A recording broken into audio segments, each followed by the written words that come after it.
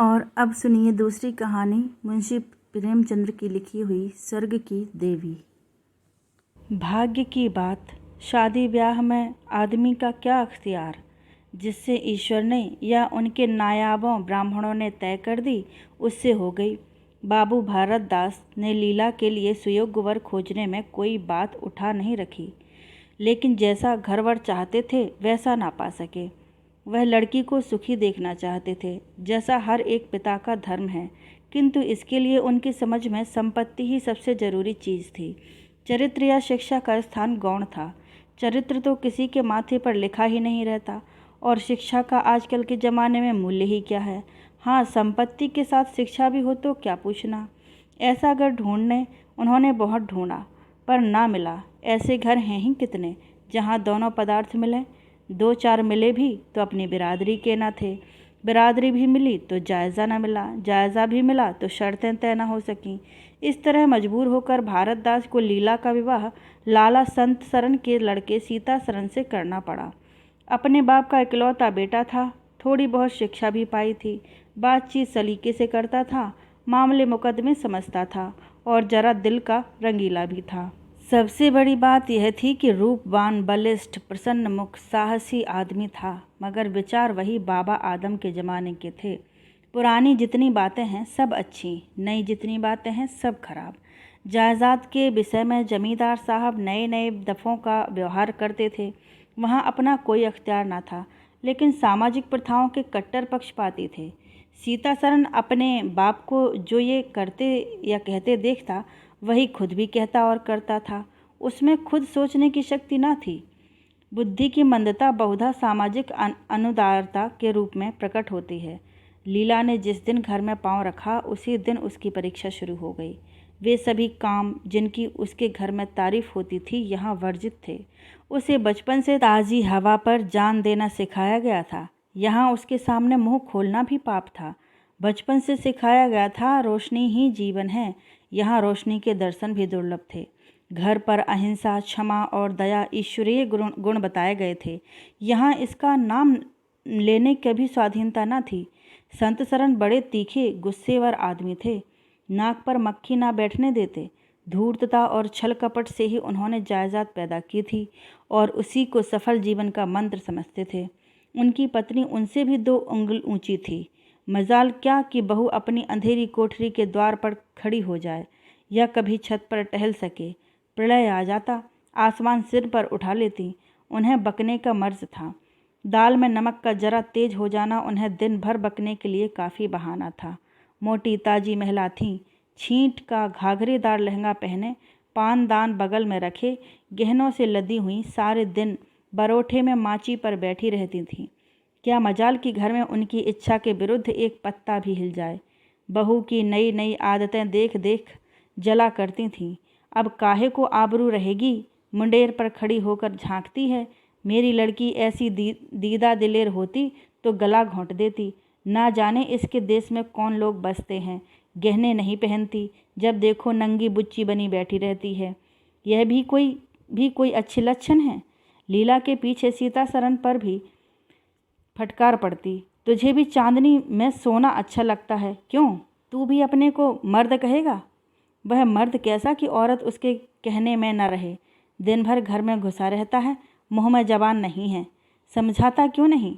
सीता सरन कहता, अम्मा, जब कोई मेरे समझाने से माने तब तो।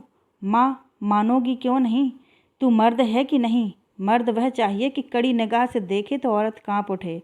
सीता सरन, तुम तो समझाती ही रहती हो। माँ, मेरी उसे क्या परवाह। समझती होगी बुढ़िया 4 दिन में मर जाएगी, तब मैं मालकिन हो ही जाऊंगी। सीता सरन, तो मैं भी तो उसकी बातों का जवाब नहीं दे पाता। देखती नहीं हो कितनी दुर्बल हो गई है। वह रंग ही नहीं रहा। उस कोठरी में पड़े पड़े उसकी दशा बिगड़ती जाती है। बेटे के मुंह से ऐसी बातें सुन माता आग हो जाती और सारे दिन जलती। कभी भाग्य को कोसती, कभी समय को। सीता सरन माता के सामने तो ऐसी बातें करता, लेकिन लीला के सामने जाते ही उसकी मति बदल जाती थी। वह वही बातें करता जो लीला को अच्छी लगती। यहाँ तक कि दोनों वृद्धा की हंसी उड़ाते। लीला को इसमें और कोई सुख न था। वह सारे दिन कुढ़ती रहती। कभी चूल्हे के सामने ना बैठी थी, पर यहाँ पर पसेरियों आटा थोपना पड़ता था। मजदूरों और टहलुओं के लिए भी रोटियां पकानी पड़ती। कभी कभी वह चूल्हे के सामने बैठी घंटों रोती। यह बात ना थी कि यह लोग कोई महाराज रसोइया ना रख सकते हों, पर घर की पुरानी प्रथा यही थी कि बहू खाना पकाए और उस प्रथा को निभाना जरूरी था। सीतासरन को देखकर लीला का संतप्त हृदय एक क्षण के लिए शांत हो जाता था। गर्मी के दिन थे और संध्या का समय। बाहर हवा चलती, भीतर देह फूकती थी। लीला कोठरी में बैठी एक किताब देख रही थी कि सीतासरन ने आकर कहा, यहाँ तो बड़ी गर्मी है, बाहर बैठो। लीला, यह गर्मी उन तानों से अच्छी है जो अभी सुनने पड़ेंगे। सीतासरन, आज अगर बोली तो मैं भी बिगड़ जाऊंगा। लीला, तब तो मेरा घर में रहना भी मुश्किल हो जाएगा। सीतासरन, बला से अलग ही रहेंगे। लीला, मैं तो मर भी जाऊं तो भी अलग न रहूं। वह जो कुछ कहती सुनती हैं अपनी समझ से मेरे भले के लिए ही कहती सुनती। उन्हें मुझसे कोई दुश्मनी थोड़ी ही है। हाँ, हमें उनकी बातें अच्छी न लगें यह दूसरी बात है। उन्होंने खुद वह सब कष्ट झेले हैं जो वह मुझे झिलवाना चाहती हैं। उनके स्वास्थ्य पर उन कष्टों का जरा भी असर नहीं पड़ा। वह इस 65 वर्ष की उम्र में भी मुझसे कहीं टाँठी हैं। फिर उन्हें कैसे मालूम हो कि इन कष्टों से स्वास्थ्य बिगड़ सकता है। सीतासरन ने उसके मुरझाए हुए मुख की ओर करुण नेत्रों से देखकर कहा, तुम्हें इस घर में आकर बहुत दुख सहना पड़ा। यह घर तुम्हारे योग्य न था। तुमने पूर्व जन्म में जरूर कोई पाप किया होगा।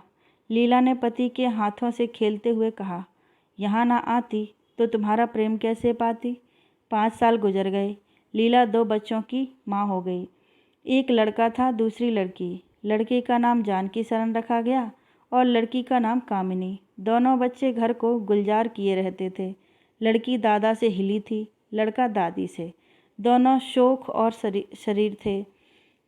गाली दे बैठना, मुंह चढ़ा देना तो उनके लिए मामूली बात थी। दिन भर खाते और आए दिन बीमार पड़ते रहते। लीला ने खुद सभी कष्ट सह लिए थे, पर बच्चों में बुरी आदतों का पड़ना उसे बहुत बुरा मालूम होता था। किंतु उसकी कौन सुनता था। बच्चों की माता होकर उनकी अब गणना ही ना रही थी। जो कुछ थे बच्चे थे, वह कुछ न थी। उसे किसी बच्चे को डांटने का भी अधिकार न था। सास फाड़ खाती थी। सबसे बड़ी आपत्ति यह थी कि उसका स्वास्थ्य अब और भी खराब हो गया था। प्रसव काल में उसे वे भी अत्याचार सहने पड़े जो अज्ञान, मूर्खता और अंधविश्वास ने सौर की रक्षा के लिए गढ़ रखे हैं। उस काल कोठरी में जहाँ हवा का गुजर था, न प्रकाश का, न सफाई का, चारों ओर दुर्गंध और सील और गंदगी भरी हुई थी। उसका कोमल शरीर सूख गया। एक बार जो कसर रह गई थी वह दूसरी बार पूरी हो गई। चेहरा पीला पड़ गया, आंखें धंस गईं। ऐसा मालूम होता बदन में खून ही नहीं रहा, सूरत ही बदल गई। गर्मियों के दिन थे। एक तरफ आम पके, दूसरी तरफ खरबूजे। इन दोनों फलों की ऐसी अच्छी फसल पहले कभी न हुई थी। अब की इनमें इतनी मिठास ना जाने कहाँ से आ गई थी कि कितना ही खाओ मन न भरे। संत सरन के इलाके से आम और खरबूजे के टोकरे भरे चले आते थे। सारा घर खूब उछल उछल खाता था। बाबू साहब पुरानी हड्डी के आदमी थे। सवेरे 1 सैकड़े आमों का नाश्ता करते, फिर पसेरी भर खरबूजे चट कर जाते। मालकिन उनसे पीछे रहने वाली ना थी। उन्होंने तो एक वक्त का भोजन ही बंद कर दिया। अनाज सड़ने वाली चीज़ नहीं, आज नहीं कल खर्च हो जाएगा। आम और खरबूजे तो एक दिन भी नहीं ठहर सकते। सुदनी थी और क्या। यूं ही हर साल दोनों चीज़ों की रेल पेल होती थी, पर किसी को कभी कोई शिकायत न होती थी। कभी पेट में गिरानी मालूम हुई तो हड़की फंकी मार ली। एक दिन बाबू संत सरन के पेट में मीठा मीठा दर्द होने लगा। आपने उसकी परवाह ना की, आम खाने बैठ गए। सैकड़ा पूरा करके उठे ही थे कि कै हुई, गिर पड़े। फिर तो तिल तिल पर कै और दस्त होने लगे। हैजा हो गया। शहर के डॉक्टर बुलाए गए, लेकिन उनके आने के पहले ही बाबू साहब चल बसे थे। रोना पीटना मच गया। संध्या होते होते लाश घर से निकली। लोग दाह क्रिया करके आधी रात को लौटे तो मालकिन को भी कै और दस्त हो रहे थे। फिर दौड़ धूप शुरू हुई, लेकिन सूर्य निकलते निकलते वह भी सिधार गई। स्त्री पुरुष जीवन पर्यंत एक दिन के लिए भी अलग न हुए थे। संसार से भी साथ ही साथ गए। सूर्यास्त के समय पति ने प्रस्थान किया और सूर्योदय के समय पत्नी ने। लेकिन मुसीबत का अभी अंत न हुआ था। लीला तो संस्कार की तैयारियों में लगी थी। मकान की सफाई की तरफ किसी का ध्यान नहीं गया। तीसरे दिन दोनों बच्चे दादा दादी के लिए रोते रोते बैठके में जा पहुँचे। वहाँ एक आले पर खरबूजा कटा हुआ पड़ा था, 2-3 कलमी आम भी रखे थे। इन पर मक्खियाँ भिनक रही थीं। जानकी ने एक तिपाई पर चढ़कर दोनों चीज़ें उतार लीं और दोनों ने मिलकर खाईं। शाम होते होते दोनों को हैजा हो गया और दोनों माँ बाप को रोता छोड़कर चल बसे। घर में अंधेरा हो गया। 3 दिन पहले जहाँ चारों तरफ चहल पहल थी, वहाँ अब सन्नाटा छाया हुआ था। किसी के रोने की आवाज़ भी सुनाई न देती थी। रोता ही कौन? ले दे के कुल 2 प्राणी रह गए थे और उन्हें रोने की सुधि ही न थी। लीला का स्वास्थ्य पहले भी कुछ अच्छा न था, अब तो वह और भी बेजान हो गई थी। उठने बैठने की शक्ति भी न रही। हरदम खोई खोई सी रहती। न कपड़े लत्तों की सुधि थी, न खाने पीने की। उसे न घर से वास्ता था न बाहर से। जहाँ बैठती वहीं बैठी रह जाती। महीनों कपड़े न बदलती, सिर में तेल न डालती। बच्चे ही उसके प्राणों के आधार थे। जब वही न रहे तो मरना और जीना बराबर। रात दिन यही मनाया करती कि भगवान यहाँ से ले चलो। सुख दुख सब भुगत चुकी, अब सुख की लालसा नहीं है। लेकिन बुलाने से मौत किसी को आई है। सीतासरन भी पहले तो बहुत रोया धोया, यहाँ तक कि घर छोड़कर भाग जाता था। लेकिन ज्यों-ज्यों दिन गुजरते थे, बच्चों का शोक उसके दिल से मिटता जाता था। संतान का दुख तो कुछ माता को ही होता है। धीरे धीरे उसका जी संभल गया। पहले की भांति मित्रों के साथ हंसी दिल लगी होने लगी। यारों ने और भी चंग पर चढ़ाया। अब घर का मालिक था, जो चाहे कर सकता था। कोई उसका हाथ रोकने वाला न था। सैर सपाटे करने लगा। कहाँ तो लीला को रोते देख उसकी आंखें सजल हो जाती थीं, कहाँ अब उसे उदास और शोकमग्न देखकर झुंझला उठता। जिंदगी रोने के लिए तो नहीं है। ईश्वर ने लड़के दिए थे, ईश्वर ने ही छीन लिए। क्या लड़कों के पीछे प्राण दे देना होगा? लीला यह सब बातें सुनकर भौंचक रह जाती। पिता के मुँह से ऐसे शब्द निकल सकते हैं? संसार में ऐसे प्राणी भी हैं। होली के दिन थे। मर्दाने में गाना बजाना हो रहा था। मित्रों की दावत का भी सामान किया गया था। अंदर लीला जमीन पर पड़ी हुई रो रही थी। त्योहारों के दिन उसे उसके रोते ही कटते थे। आज बच्चे होते तो अच्छे अच्छे कपड़े पहने कैसे उछलते फिरते। वही न रहे तो कहाँ की तीज और कहाँ का त्योहार। सहसा सीतासरन ने आकर कहा, क्या दिन भर रोती ही रहोगी? जरा कपड़े तो बदल डालो, आदमी बन जाओ। यह क्या तुमने अपनी गत बना रखी है? लीला, तुम जाओ अपनी महफिल में बैठो। तुम्हें क्या मेरी फिक्र पड़ी है? सीतासरन, क्या दुनिया में और किसी के लड़के नहीं मरते? तुम्हारे ही सिर यह मुसीबत आई है? लीला, यह बात कौन नहीं जानता। अपना अपना दिल ही तो है, उस पर किसी का बस है? सीतासरन, मेरे साथ भी तुम्हारा कुछ कर्तव्य है। लीला ने कौतूहल से पति को देखा, मानो उसका आशय नहीं समझी। फिर मुँह फेर कर रोने लगी। सीतासरन, मैं अब इस मनहूसियत का अंत कर देना चाहता हूँ। अगर तुम्हारा अपने दिल पर काबू नहीं है तो मेरा भी अपने दिल पर काबू नहीं है। मैं अब जिंदगी भर मातम नहीं मना सकता।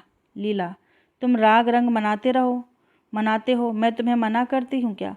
मैं रोती हूँ तो रोने क्यों नहीं देते? सीतासरन, मेरा घर रोने के लिए नहीं है। लीला, अच्छी बात है, तुम्हारे घर में ना रोऊंगी। लीला ने देखा मेरे स्वामी मेरे हाथों से निकले जा रहे हैं। उन पर विषय का भूत सवार हो गया है और कोई समझाने वाला नहीं। वह अपने होश में नहीं है। मैं क्या करूं? अगर मैं चली जाती हूँ तो थोड़े ही दिनों में सारा घर मिट्टी में मिल जाएगा और इनका वही हाल होगा जो स्वार्थी मित्रों के चंगुल में फंसे हुए नौजवान रईसों का होता है। कोई कुल्टा घर में आ जाएगी और इनका सर्वनाश कर देगी। ईश्वर, मैं क्या करूं? अगर इन्हें कोई बीमारी हो जाती तो क्या मैं उस दशा में इन्हें छोड़कर चली जाती? कभी नहीं। मैं तन मन से इनकी सेवा शुश्रूषा करती, ईश्वर से प्रार्थना करती, देवताओं की मनौतियाँ करती। माना इन्हें शारीरिक रोग नहीं है, लेकिन मानसिक रोग अवश्य है। आदमी रोने की जगह हंसे और हंसने की जगह रोए, उसके दीवाना होने में क्या संदेह है? मेरे चले जाने से इनका सर्वनाश हो जाएगा। इन्हें बचाना मेरा धर्म है। हाँ, मुझे अपना शोक भूल जाना होगा। रोऊंगी, रोना तो तकदीर में लिखा ही है। रोऊंगी, लेकिन हंस हंस कर अपने भाग्य से लड़ूंगी। जो जाते रहे उनके नाम तो रोने के सिवा और कर ही क्या सकती हूँ, लेकिन जो है उसे न जाने दूंगी। आह, ए टूटे हुए हृदय, आज तेरे टुकड़ों को मैं जमा करके एक समाधि बनाऊं और अपने शोक को उसके हवाले कर दूं। ओ रोने वाली आँखें, आओ मेरे आंसुओं को अपनी व्यंसित छटा में छिपा लो। आओ मेरे आभूषणों, मैंने बहुत दिनों तक तुम्हारा अपमान किया। मेरा अपराध क्षमा करो, तुम मेरे भले दिनों के साथी हो। तुमने मेरे साथ बहुत विहार किए हैं, अब इस संकट में मेरा साथ दो, मगर दगा न करना, मेरे भेदों को छिपाए रखना।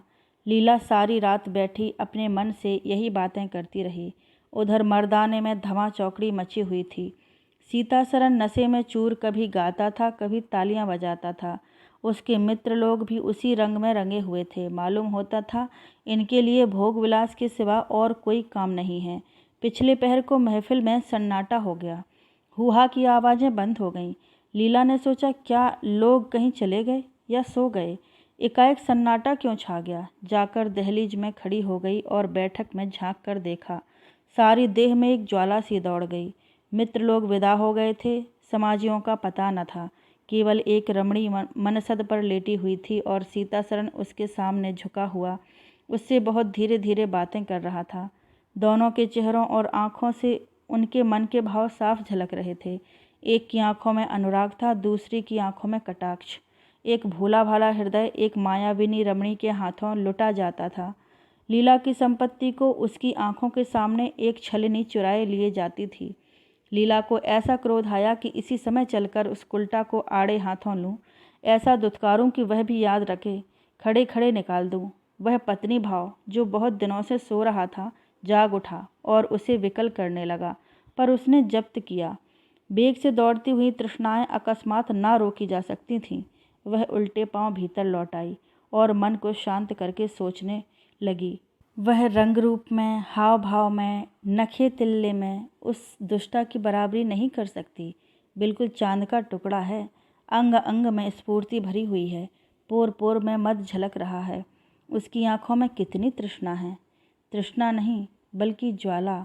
लीला उसी वक्त आईने के सामने गई। आज कई महीनों के बाद उस आईने में अपनी सूरत देखी। उसके मुख से एक आह निकल गई। शोक ने उसकी काया पलट कर दी थी। उस रमणी के सामने वह ऐसी लगती थी जैसे गुलाब के सामने जूही का फूल। सीतासरन का खुमार शाम को टूटा। आंखें खुली तो सामने लीला को खड़ी मुस्कुराते देखा। उसकी अनोखी छवि आंखों में समा गई। ऐसे खुश हुए मानो बहुत दिनों के वियोग के बाद उससे भेंट हुई हो। उसे क्या मालूम था कि यह रूप भरने के लिए लीला ने कितने आंसू बहाए हैं। केशों में यह फूल गूंथने से पहले आंखों से कितने मोती पिरोए हैं। उन्होंने एक नवीन प्रेमोत्साह से उठकर उसे गले लगा लिया और मुस्कुराकर बोले, आज तो तुमने बड़े बड़े शस्त्र सजा रखे हैं, कहाँ भागूं? लीला ने अपने हृदय की ओर उंगली दिखाकर कहा, यहाँ आ बैठो। बहुत भागे फिरते हो, अब तुम्हें बांध कर रखूंगी। बाग की बहार का आनंद तो उठा चुके, अब इस अंधेरी कोठरी को भी देख लो। सीतासरन ने लज्जित होकर कहा, उसे अंधेरी कोठरी मत कहो लीला, वह प्रेम का मानसरोवर है। इतने में बाहर से किसी मित्र के आने की खबर आई। सीतासरन चलने लगे तो लीला ने उनका हाथ पकड़कर कहा, मैं न जाने दूंगी। सीतासरन, अभी आता हूँ। लीला, मुझे डर लगता है, कहीं तुम चले न जाओ। सीतासरन बाहर आए तो मित्र महाशय बोले, आज दिन भर सोते ही रहे क्या? बहुत खुश नज़र आते हो। इस वक्त तो वहाँ चलने की ठहरी थी ना, तुम्हारी राह देख रही है। सीतासरन, चलने को तो तैयार हूँ, लेकिन लीला जाने नहीं देती। मित्र, निरे गाउदी ही रहे, आ गए फिर बीबी के पंजे में, फिर किस बिरते पर गरमाए थे। सीतासरन, लीला ने घर से निकाल दिया था, तब आश्रय ढूंढता फिरता था, अब उसने द्वार खोल दिए हैं और खड़ी बुला रही है। मित्र, अजी यहाँ वह आनंद कहाँ? घर को लाख सजाओ तो क्या बाग हो जाएगा? सीतासरन, भई घर बाग तो नहीं हो सकता, पर स्वर्ग हो सकता है। मुझे इस वक्त अपनी क्षुद्रता पर जितनी लज्जा आ रही है वह मैं ही जानता हूँ। जिस संतान शोक ने उसमें अपने शरीर को घुला डाला और अपने रूप लावण्य को मिटा दिया, उसी शोक को केवल मेरा एक इशारा पाकर उसने भुला दिया। ऐसा भुला दिया मानो कभी शोक हुआ ही नहीं। मैं जानता हूँ कि वह बड़े से बड़े कष्ट सह सकती है। मेरी रक्षा उसके लिए आवश्यक है। जब अपनी उदासीनता के कारण उसने मेरी दशा बिगड़ती देखी तो अपना सारा शोक भूल गई। आज मैंने उसे अपने आभूषण पहनकर मुस्कुराते हुए देखा तो मेरी आत्मा पुलकित हो उठी। मुझे ऐसा मालूम हो रहा है कि वह स्वर्ग की देवी है। और केवल मुझ जैसे दुर्बल प्राणी की रक्षा करने के लिए भेजी गई है। मैंने उसे जो कठोर शब्द कहे वे अगर अपनी सारी संपत्ति बेचकर भी वापस मिल सकते तो लौटा लेता। लीला वास्तव में स्वर्ग की देवी है।